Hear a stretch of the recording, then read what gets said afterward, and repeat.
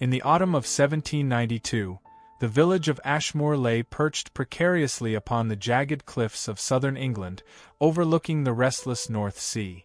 Its thatched cottages, worn by wind and salt, leaned against each other as though for comfort, and smoke from crooked chimneys rose in thin, grey streams into the fog-choked air. Ashmore was a village that seemed to exist in its own time, untouched by the Enlightenment ideas spreading across London, untouched by the bustling commerce of nearby ports. And yet, despite, or perhaps because of, its isolation, it harbored secrets older than memory, whispered among villagers with fearful reverence. Fishermen refused to sail near the cliffs after sundown, claiming strange shapes lurked among the rocks, visible only in the moonlight. Children were warned never to stray beyond the village boundaries, for shadows had a tendency to move independently of their source. And towering over it all, crowning the cliffs with dark majesty, stood Ashmore Keep, a fortress long abandoned, its walls blackened with centuries of wind and rain, ivy twisting into grotesque shapes, and its shattered battlements ever echoing the roar of the sea. To outsiders, the keep was merely a ruin.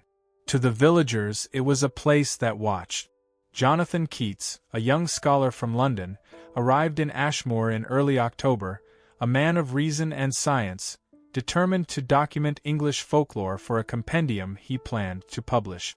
Skeptical by nature, Jonathan believed in history, facts, and logic. Yet, from the moment he first set eyes upon Ashmore Keep, a chill not caused by the wind crawled along his spine. The keep loomed like a sentinel of darkness, its broken windows resembling hollow eyes, its shadow stretching over the cliffs as if eager to swallow the village whole. The villagers eyed him with suspicion. They whispered when he passed, their voices hushed and laden with dread. At the inn, an old fisherman named Thaddeus leaned heavily on his gnarled cane and spoke to Jonathan in a voice trembling with age and fear. "There's something there," he said. "Something that watches. Something that does not sleep. You don't want to go near it, lad. Not at night." Jonathan nodded politely, but his mind dismissed the old man's warning as superstition. Shadows, wind, and fear of the unknown were natural companions in a village so close to the sea. Still, when he first saw the keep under the pale crescent of the moon, he could not shake the unease that pooled in his stomach. There was something alive in those ruins, a presence older than the village itself. For the first few nights, Jonathan confined himself to the inn, collecting stories and observing the villagers' habit. Most tales were familiar. Shadows moving where no source existed, lights appearing and vanishing in the towers, whispers in empty corridors. But one account unsettled him more than the rest. A widow named Martha Hemsworth, her hair gray as ash and her hands lined with toil, described seeing a figure at the edge of the cliffs, always at midnight. The figure carried a lantern, its glow cold and blue, unlike any flame Jonathan had ever seen. Martha insisted the figure did not speak, yet its gaze followed her, invisible yet tangible. She spoke of feeling watched, even when she fled home. Jonathan's curiosity, once tempered by rationality, now burned with a dangerous fervor. One night, he decided to investigate. He carried a small lantern, no larger than a candle, and walked the mist-laden path toward the keep. As he drew nearer, the fog thickened, rolling in waves from the sea, and the cliffs seemed to close in around him. Far above, in the upper ruins, a faint blue light pulsed, slow, deliberate, almost breathing. He entered the keep cautiously, stepping over rubble, fallen beams, and shattered stone. The corridors twisted unpredictably, stairways led to walls, and doorways opened into darkness. Yet the blue glow led him onward. The deeper he ventured, the heavier the air became, charged with a sense of awareness, as if the fortress itself observed him. Every step echoed unnaturally, every breath sounded louder than it should. Finally, he reached the central tower where the figure stood. Clad in tattered garments that might once have been noble, the figure's hood concealed its face entirely. The lantern it held glowed with an unearthly azure light, and Jonathan felt the walls themselves pulse in response to its presence. Then came the voice, not spoken aloud, but resonating within his mind, vibrating through him. Do you see me, scholar?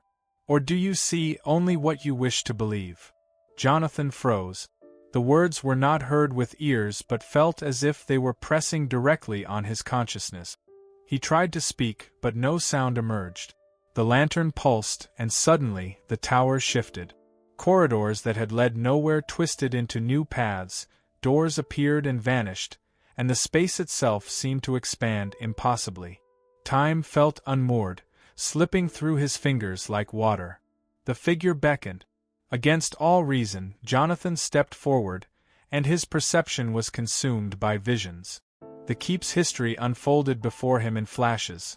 A bloody siege in the late 14th century, whispers of betrayal, a lord who imprisoned his daughter accused of witchcraft, servants who disappeared in the dead of night, and rituals performed beneath the tower floor, unspeakable rites that left the air thick with fear.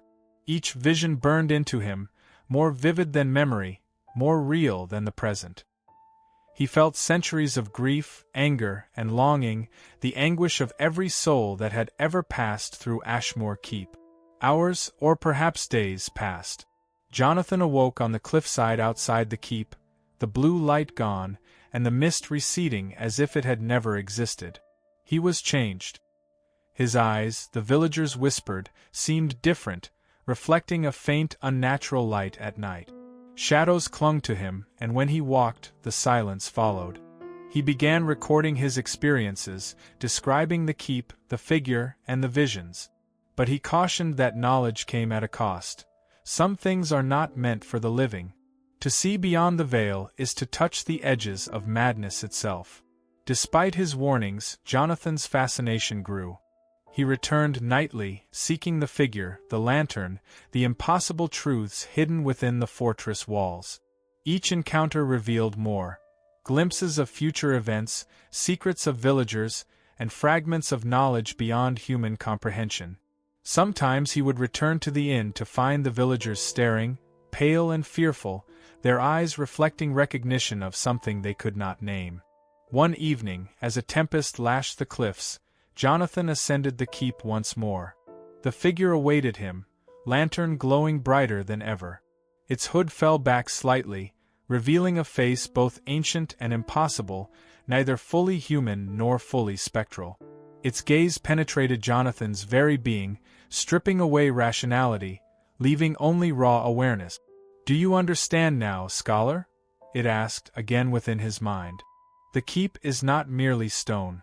It is a vessel, a memory, a sentinel of truths you cannot unlearn. You came seeking knowledge. You shall have it, but it will not leave you unscathed." The tower walls shimmered, revealing histories of war, betrayal, love, and loss. Jonathan saw the lives of villagers he would never meet, the rise and fall of dynasties, the secret desires of kings and queens, all flowing together like a river of time. The lantern's glow spread outward, touching every shadow, bending reality around him.